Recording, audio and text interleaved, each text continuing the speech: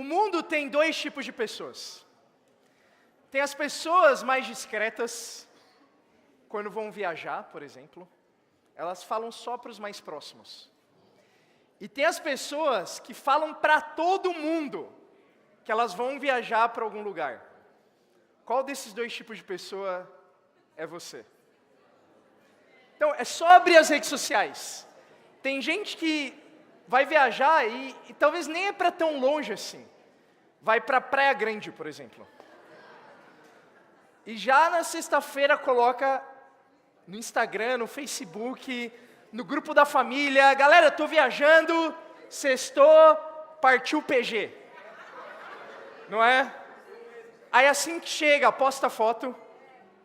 Aí depois tem mais foto, não para de ter foto, não é? Tudo que a pessoa faz, tira uma foto. Tá saindo de casa, tira foto, tá na praia, tira foto com os pés assim na areia. Tira foto da água de coco, tira foto do mar. Tira foto da família, tira foto do almoço. Qual desses dois tipos de pessoa você é? Agora, talvez, dependendo do lugar para onde você vai, todo mundo vira o tipo 2. A pessoa que tira foto de tudo. Se você vai para um lugar que você quer muito ir, por exemplo, o Nordeste, provavelmente, mesmo você que não tira muitas fotos, vai sair por aí tirando foto de tudo também. Ou imagina que você ganha uma viagem com tudo pago para a Europa, para Disney. Você não vai tirar foto de tudo. Você não vai falar para todo mundo que você conhece. Todo mundo da sua família. Você não vai comprar as lembrancinhas. Você foi para Disney, você volta com a orelha do Mickey. Você vai para o Nordeste, fui para o Nordeste, é o nome da cidade. Vai dar imã de geladeira, não é assim que a gente faz? Agora pensa isso, você ganha uma viagem dessas, que todo mundo sonha em ir, e você não fala para ninguém que você vai para lá. Seria um pouco estranho, não é? Ninguém sabe que você vai, ninguém soube que você foi, fica tudo no silêncio secreto. Eu acho que como cristãos, nós falamos pouco do lugar que a gente vai. Esse lugar chama céu. E é o tema da nossa aula hoje, um lugar chamado céu. Eu lembro de o Ian, que lidera agora a igreja lá em Campinas, contando sobre o culto inaugural em Lima. Ele foi um dos missionários que começaram essa igreja lá no Peru. E nos cultos inaugurais, normalmente, a gente recebe vários discípulos de fora. E nesse dia, veio um dos discípulos lá das igrejas dos Estados Unidos, chamado Victor Gonzalez Sr. E o Ian foi receber ele no aeroporto. E ele já notou que ele era um pouco diferente assim que ele chegou. Porque no aeroporto, na área de desembarque, tem muitos taxistas. E quando o Victor chegou lá, os taxistas falaram, para onde você vai, para onde você vai? Viram que ele era estrangeiro, e aí já caíram em cima, como é de costume. E a resposta dele marcou muito o Ian, e me marcou muito também, ainda que eu não estive lá. Quando começaram a perguntar, para onde você vai? A resposta dele foi, para o céu. E se você quer ir também, eu quero te convidar para estudar a Bíblia.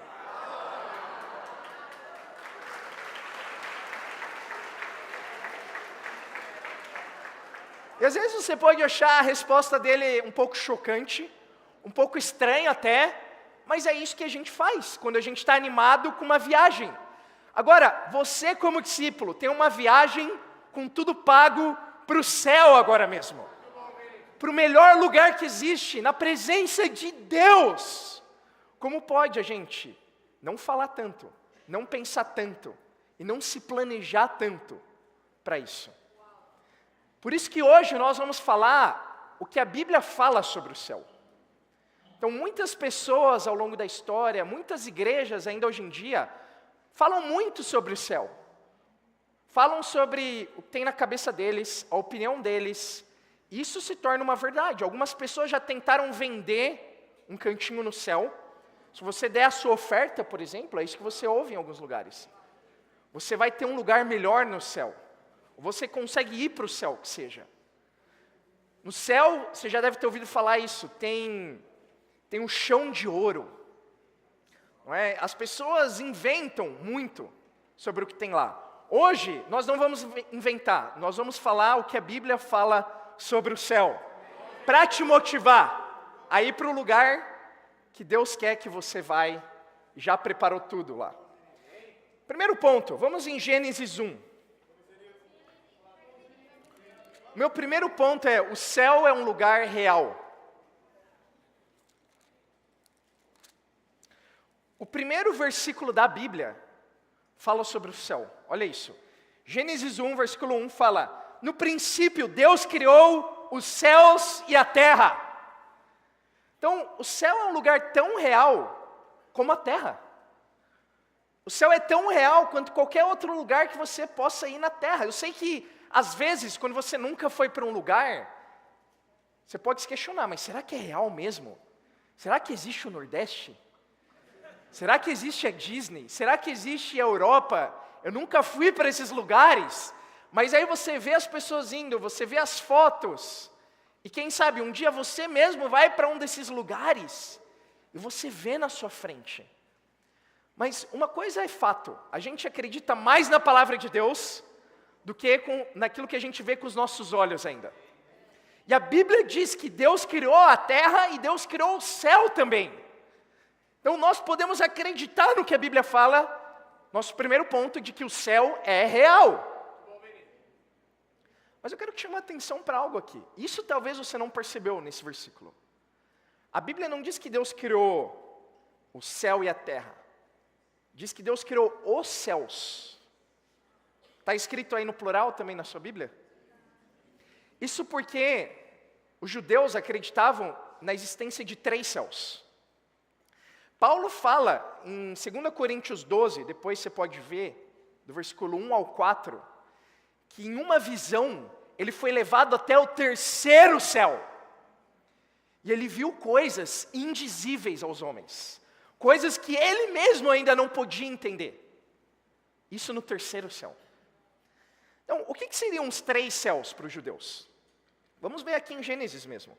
Gênesis 1, versículo 7 fala: então Deus fez o firmamento e separou as águas que ficam abaixo do firmamento que ficaram por cima. E assim foi. Ao firmamento Deus chamou céu. Passaram-se tarde e manhã, esse foi o 2º dia. A Bíblia diz que no 2º dia da criação, Deus separou as águas de baixo, o mar, das águas de cima. E Ele chamou as águas de cima de céu. Que céu é esse? Como a gente chama esse céu? Alguém aí arrisca? Atmosfera. Atmosfera. E a atmosfera, ela é composta de água. Tanto é que dias atrás, quando estava muito seco, a gente sentiu falta disso. Então, de fato, tem águas em cima e águas embaixo. E essa água em cima, que nós chamamos atmosfera, Deus chamou de céu. Esse é o primeiro céu. O 2º céu está no versículo 14. Aqui fala: disse Deus, haja luminares no firmamento do céu, para separar o dia da noite. Sirvam eles de sinais para marcar estações, dias e anos. E sirvam de luminares do firmamento do céu para iluminar a terra, e assim foi. Deus fez os 2 grandes luminares. O maior para governar o dia e o menor para governar a noite. Fez também as estrelas. Então aqui a Bíblia menciona o 2º céu para os judeus. É o céu que Deus fez. E colocou algumas coisas lá para separar o dia da noite. Ele colocou luminares também para iluminar a terra, numa época que não havia eletricidade. Ele colocou as estrelas. Esse céu é o céu das estrelas, das galáxias, dos planetas, das luas. Como nós chamamos esse 2º céu? Espaço, universo. E aí, nós não vamos ler aqui os detalhes, mas Gênesis 2 e Gênesis 3 fala do 3º céu. Lá é onde Deus colocou o homem e a mulher para viver na presença dele, Como nós chamamos esse terceiro céu? Paraíso. Esses são os 3 céus. O primeiro céu é onde vivem os pássaros. O segundo céu, onde vivem as estrelas. E o terceiro céu, onde vive Deus. E onde Ele quer que nós vivamos na presença dEle. É muito curioso, mas quem olhou aqui para o céu essa manhã, saindo de casa? Levanta a mão para eu saber. Alguém que, eu vi que a maioria não olhou, não reparou o céu. Para vocês que não olharam o céu essa manhã, alguém de vocês duvida que o céu está lá agora? Está azulado ou com nuvens? Alguém duvida que a atmosfera está lá onde ela costuma estar? Acho que não, né? Nenhum de nós viu o céu estrelado hoje, porque ainda não é de noite. Alguém aqui duvida que de noite, mais ou menos depois das 6 horas, vão estar lá as estrelas, a lua, o céu? Então, olha só, a gente não duvida do primeiro céu, e nem do segundo. Por que que muitas vezes nós duvidamos do terceiro? Nós nos questionamos, será que é real? Eu vou te falar por quê. O primeiro céu você vê com os olhos de dia. O segundo céu você vê com os olhos de noite. Mas o terceiro céu você vê pela fé. Quanto maior a sua fé, mais visível o terceiro céu é para você. E ele é tão real quanto os 2 primeiros. Tem uma forma, biblicamente falando, de você ter mais fé e acreditar que o terceiro céu é real. Em Apocalipse 8, versículo 3.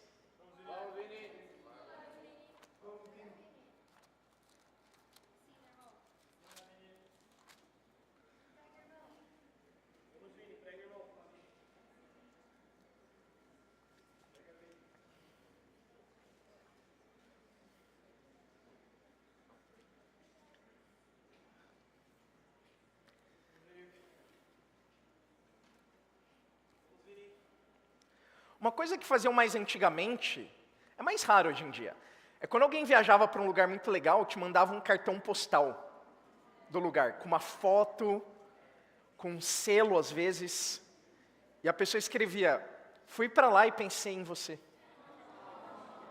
Mas que porcaria, né? Por que você não me levou?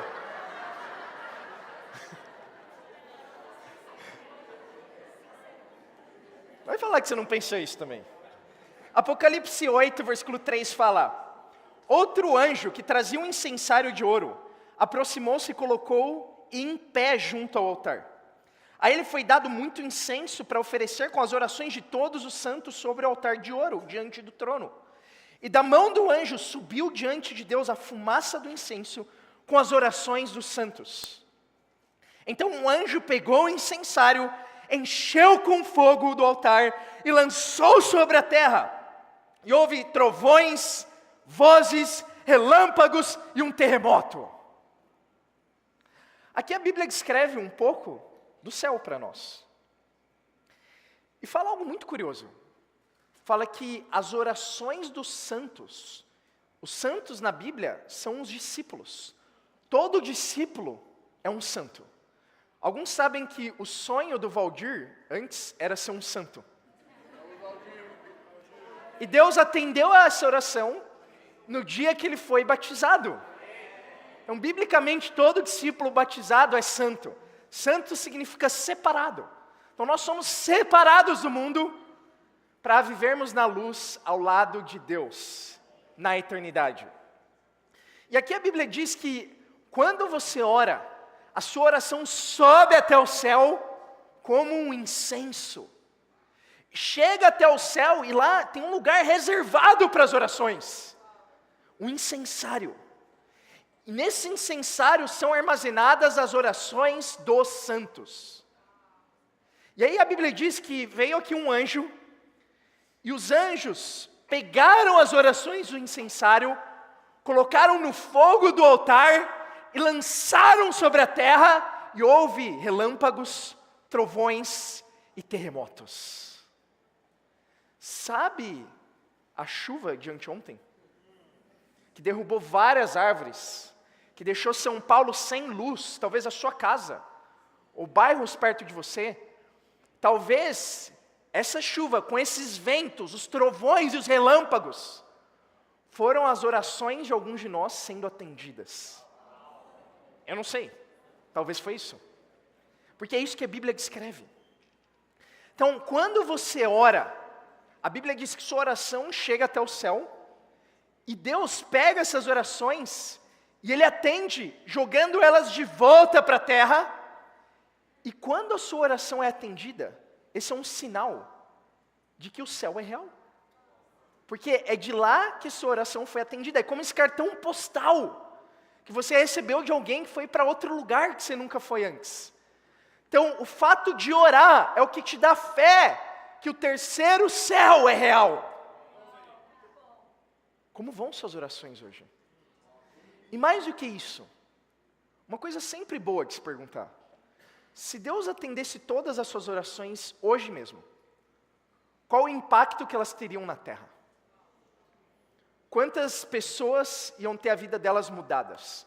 Quantas pessoas seriam salvas através dessas orações? Então, uma oração de impacto atendida é uma evidência que o terceiro céu existe, que Deus está lá ouvindo as suas orações agora e respondendo muitas delas, como você esperava. Então, quanto mais você ora, mais real o terceiro céu fica. E é isso que eu quero inspirar, gente.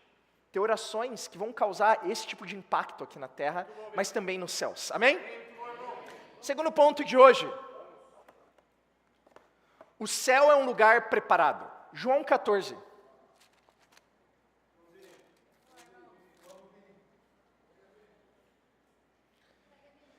João 14, versículo 1. Jesus fala: não se perturbe o coração de vocês, creiam em Deus, creiam também em mim. Na casa de meu pai há muitos aposentos, se não fosse assim, eu lhes teria dito: vou preparar-lhes lugar. E se eu for, eles preparar lugar, voltarei e os levarei para mim, para que vocês estejam onde eu estiver. Vocês conhecem o caminho para onde vou. Então, aqui Jesus, perto da partida dele, está falando com os discípulos que ele estava indo para um lugar onde eles não poderiam ir. Naquele momento ainda. Mas eles sabiam um caminho. E ele fala: na casa do meu pai tem muitos quartos, e eu vou preparar um aposento para você. Olha que extraordinário. Jesus aqui falando sobre o céu, ensina os discípulos que o céu é um lugar preparado por Jesus para eles. Então pensa só, você chegar no céu e Jesus ter preparado o seu quarto lá. Não é uma das coisas boas quando você fica no hotel, por exemplo, você chega, o quarto está preparado para você. A cama está feita, tem a toalhinha lá enrolada, não é? Tem às vezes um frigobar, tem água, tem bebidas, tem uns snacks. É um lugar preparado e assim vai ser o céu.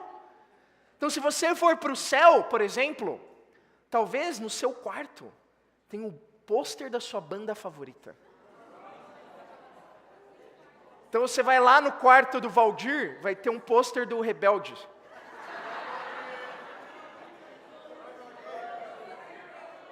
Talvez você vai lá no quarto da Tainá, vai ter um ursinho de pelúcia favorito dela. Ela tem, de verdade? Tem, né? Então lá, talvez no céu, vai ter uma havaiana do seu tamanho. Então Deus preparou o céu para você. Não é incrível isso? Mas a pergunta é, você está preparado? O céu está preparado, mas você está preparado? Eu lembro alguns anos atrás, quando eu era pequeno, eu fui numa festa de aniversário.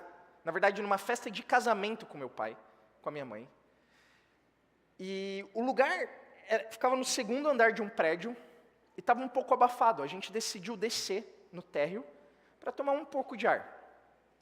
E aí, no térreo, a gente viu uma entrada toda decorada, com bexiga. E a gente falou, pô, deve ser a área das crianças. Por que não entrar? E a gente entrou lá. E aí, lá estava totalmente preparado. Se você já foi a uma festa infantil, você sabe como que é. Balões, uma mesa de bolo farta, vários doces, brinquedos, etc. A gente nem olhou direito para tudo isso, a gente só olhou para a mesa de doce. E a gente falou, é agora. Foi lá eu e meu pai, e ele começou a pegar os doces. Quando a gente olha para cima, e está escrito, parabéns, Pedro. Eu olhei, pai, você conhece algum Pedro? Ele, não. Aí a gente se deu conta, a gente entrou de penetra, sem querer, na festa do Pedro. Se o Pedro estiver aqui hoje, me perdoa. Não sei, de repente vai saber. Se te contaram uma história que anos atrás invadiram sua festa, provavelmente fui eu. Então nós entramos por acidente em um lugar preparado. Mas precisamos ter noção disso. Ninguém vai entrar por acidente no céu. Gálatas 5:19.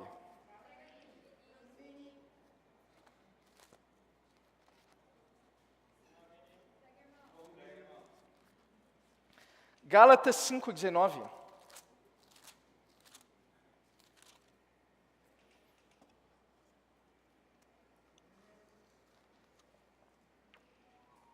Fala, ora, as obras da carne são manifestas: imoralidade sexual, impureza e libertinagem, idolatria e feitiçaria, ódio, discórdia, ciúmes, ira, egoísmo, dissensões, facções, inveja, embriaguez, orgias e coisas semelhantes. Eu os advirto como antes já os adverti. Aqueles que praticam essas coisas não herdarão o reino de Deus. Então, essa é uma das várias escrituras na Bíblia que mostram que você precisa se preparar para entrar no céu. Não vai ser um acidente. A Bíblia aqui fala de uma lista de pecados, muito comuns por sinal, e fala no final, aqueles que praticam um desses pecados não vão herdar o reino de Deus. Ponto final. Então nós tivemos recentemente uma série de pessoas queridas que, infelizmente, perderam a vida.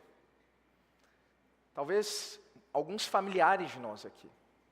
E alguns deles, talvez todos praticamente, tiveram a oportunidade de estudar a Bíblia.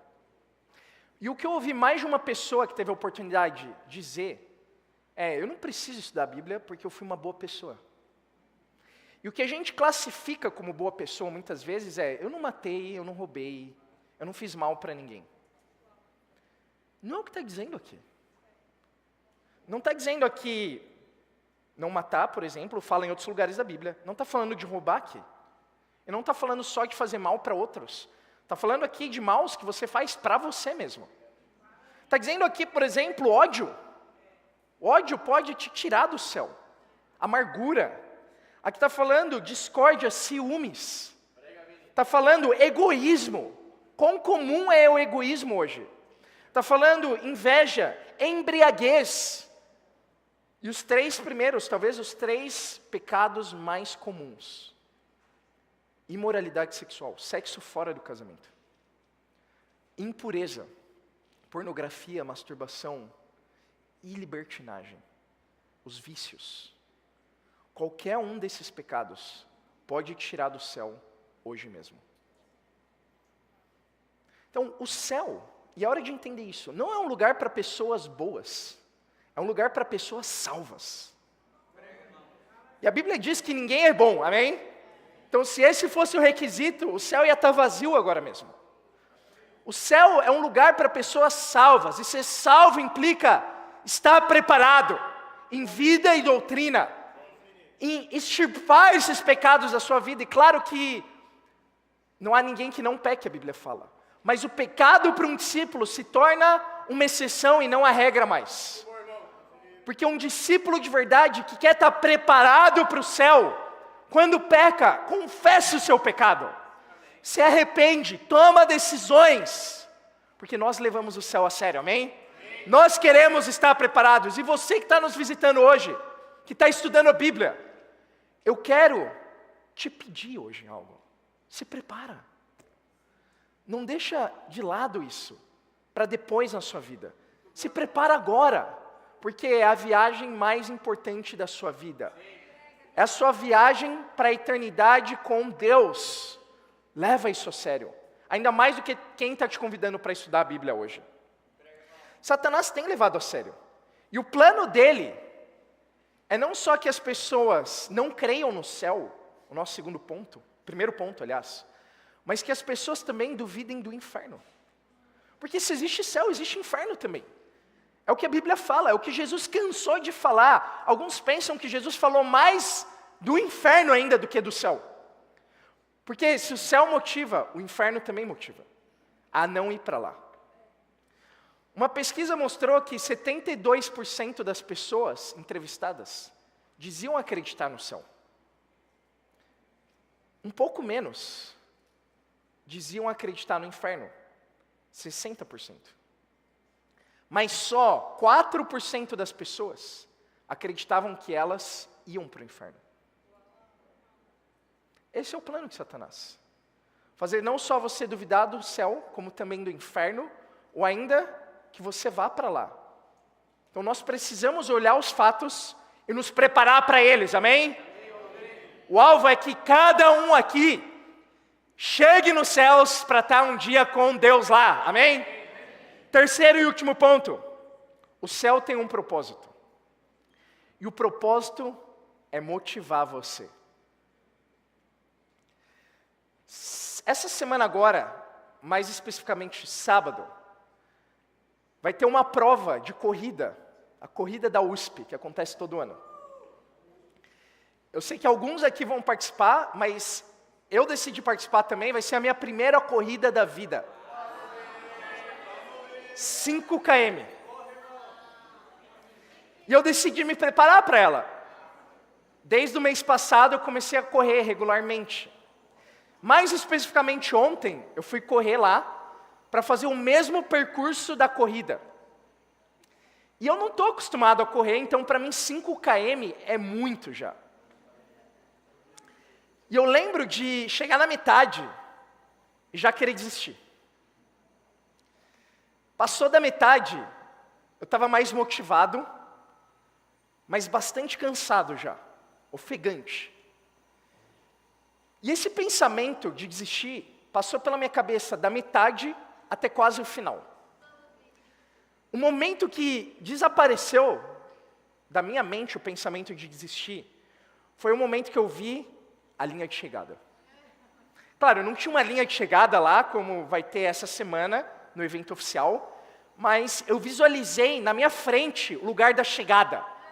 E eu pensei, agora eu não posso parar por nada. É interessante porque Paulo compara a vida cristã com uma corrida. E ele fala que ele terminou a corrida. Claro, ele não tinha morrido ainda, nesse momento. Mas quando ele escreve isso, ele já visualizava a linha de chegada. E ele falou, agora eu não paro mais. Agora nada me para. Então, a vida cristã se compara a uma corrida. Agora, imagina você correndo uma corrida sem final, sem linha de chegada. Quanto isso ia te motivar? Não ia. Muitos de nós corremos a vida cristã assim. Porque isso, quando você não pensa no céu, quando você não fala do céu, quando você não ora sobre o céu, é como correr uma corrida sem um final.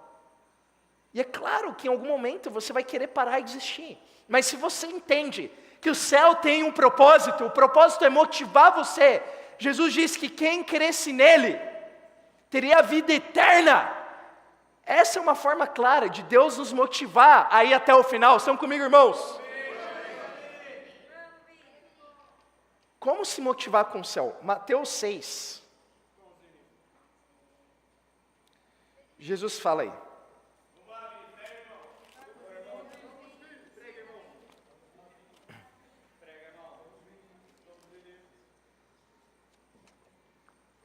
Talvez só alguns de vocês estão motivados hoje, né?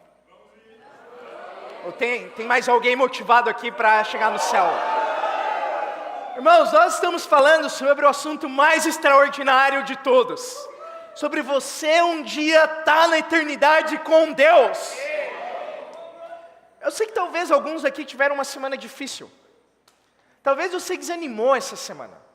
Talvez você ficou triste. Talvez você pensou em desistir ainda da corrida. Mas esquece tudo isso agora e põe seus problemas da semana na perspectiva da eternidade.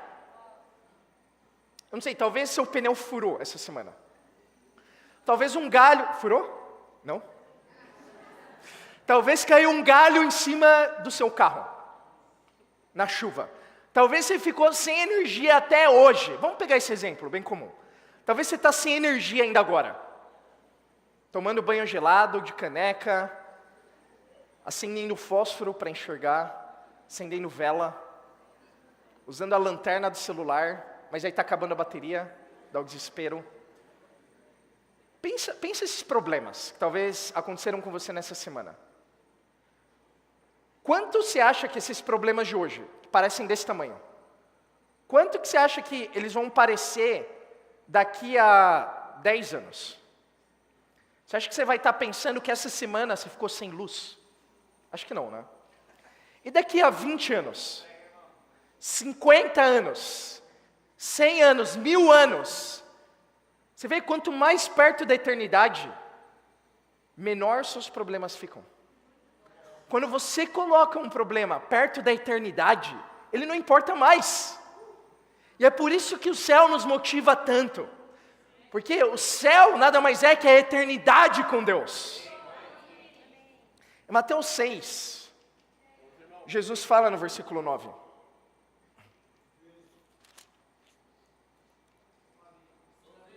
Vocês orem assim: Pai nosso que estás no céu, santificado seja o teu nome.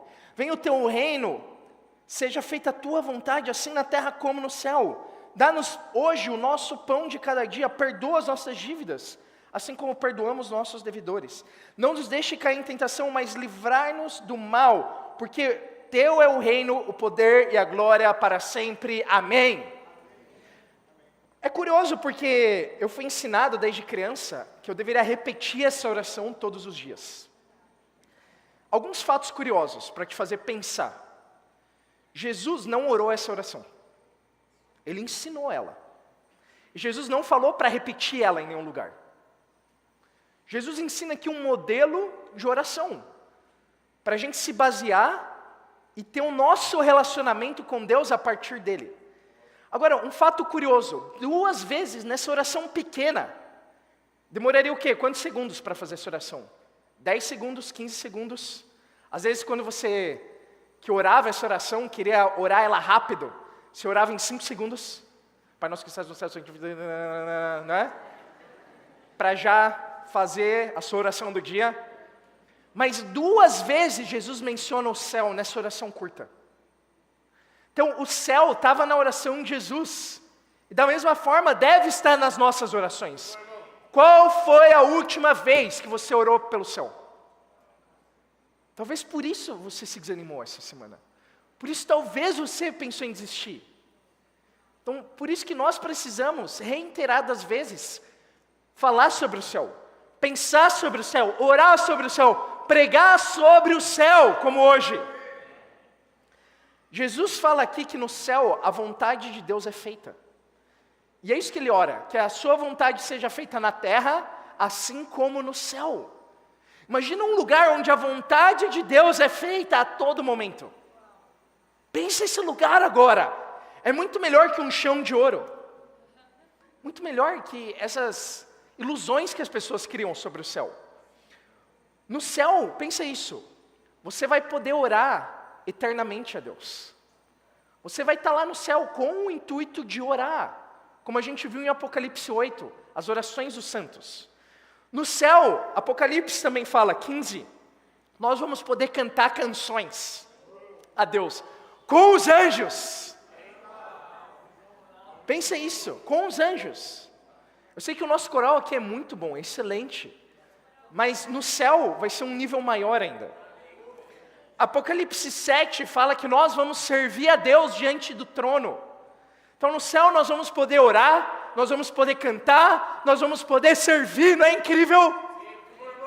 Então por que muitos não fazem isso agora? Se você não está animado em fazer isso agora, por que Deus vai querer que você faça no céu? A sacada é essa. O céu foi feito para te motivar, não é? Então, a nossa vida na terra foi feita para nos motivar para o céu. Nós nos alegramos de cantar aqui na igreja, de servir, de orar, porque nós vamos fazer isso no céu. Por isso que você está nos visitando hoje, talvez está achando estranho. Tanta gente animada. A gente está praticando para chegar lá um dia. E da mesma forma, o céu foi feito para nos motivar aqui na terra. Porque, por outro lado, vão ter coisas que nós não vamos poder fazer no céu. Você já parou para pensar nisso? No céu, nunca você vai precisar evangelizar mais. Já parou para pensar? Porque todo mundo lá é discípulo. Você vai evangelizar um discípulo? Não tem como. Você pode, mas isso não te dá uma vontade de querer evangelizar mais aqui na terra? Porque o último dia de terra na terra é o último dia que você vai poder evangelizar alguém para poder estar lá no céu com você. No céu, por exemplo, você não vai ter mais fé. Por isso que você não vai compartilhar a fé, porque não tem mais fé no céu. Você está vendo a realidade espiritual, você está vendo os anjos, você está vendo Deus. Então, eu sei que às vezes é difícil ter fé aqui na terra, em coisas que você não vê ainda. Mas nós devemos ver isso com alegria, porque nós não vamos precisar mais de fé no céu. Outra coisa que não vai ter mais no céu, saídas, namoro, casamento. Entende? Talvez por isso que a Bíblia fala que no céu vai ter paz. Não vai ter brigas aqui entre os casados. Imagina? Você que é casado sabe que eu estou certo. Você está rindo, mas você concorda comigo.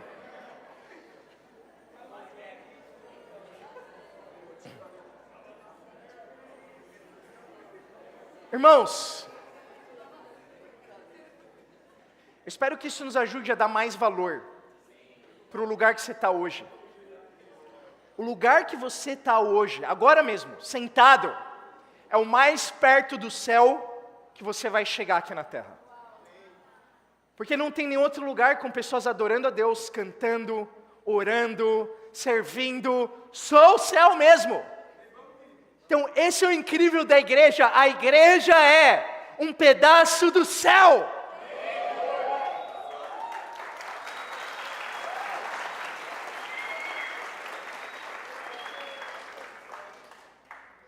Talvez, depois de ouvir tudo isso, você ficou um pouco mais animado. Mas você ainda se questiona, será que eu posso chegar no céu mesmo? Será que eu consigo?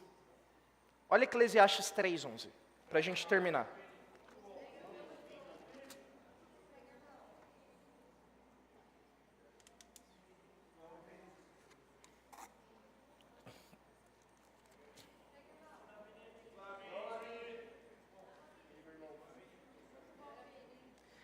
Eclesiastes 3:11. Fala, ele fez tudo apropriado ao seu tempo. Também pôs no coração do homem o anseio pela eternidade. Eu quero chamar você agora a olhar para a palma da sua mão. Sabe o que está escrito aí? Eternidade. Eternidade. Deus colocou no seu DNA o anseio pela eternidade, a Bíblia fala. Deus colocou aí, dentro de você, um desejo por estar nos céus. Ainda os ateus, ainda os bilionários, eles buscam hoje formas de poder viver eternamente. Anos atrás, milhares e milhares de anos atrás, já se buscava um elixir da vida, algo que fizesse o homem viver eternamente. Como as pessoas são tolas, que não seguem a Bíblia. Porque milhares de anos atrás, já estava escrito que Deus colocou em nós um anseio pela eternidade. E Jesus ainda, milhares de anos atrás, falou que o caminho é Ele. Ele é o caminho, Ele é a verdade, Ele é a vida. E se a gente crê no nome dEle, nós vamos ter a vida eterna. Então é muito simples, é muito simples. Deus colocou em cada um de nós esse anseio. E eu sei que a vida, ela tem muitas provas, que às vezes fazem a gente perder de vista o céu. Eu sei que às vezes a vida parece um inferno. Às vezes a gente fala isso. Minha vida está um inferno agora. Mas o meu encorajamento para você é, persevera. Persevera. Um teólogo conhecido chamado C.S. Lewis falou uma vez que aqueles que rejeitaram a vida cristã viveram o seu último céu. O que de bom tem nessa vida foi a última coisa que elas presenciaram. Agora, aqueles que perseveraram até o fim, viveram seu último inferno. Então, ainda que seja verdade, num certo sentido, que sua vida está difícil, está sendo uma prova atrás da outra, está sentindo no inferno agora, esse é o último inferno que você vai viver, se você persevera até o fim nessa corrida. Por isso que o céu é tão importante. Ele tem um papel, e o papel é nos motivar. O céu é um lugar preparado, nós vimos também hoje, no segundo ponto. O ponto é estarmos preparados para ele hoje também. E por último, o céu é um lugar real. E quando nós chegarmos lá, assim como você vai conhecer um lugar que você nunca viu antes, você encontrar os anjos, você encontrar as pessoas da Bíblia, imagina, Abraão, Isaac e Jacó, os apóstolos. Quando a gente se encontrar lá, mas principalmente encontrar o nosso Criador, nós vamos olhar para Ele e nós vamos falar, valeu a pena. Valeu a pena perseverar e chegar nesse lugar chamado céu. E para Deus seja glória, amém.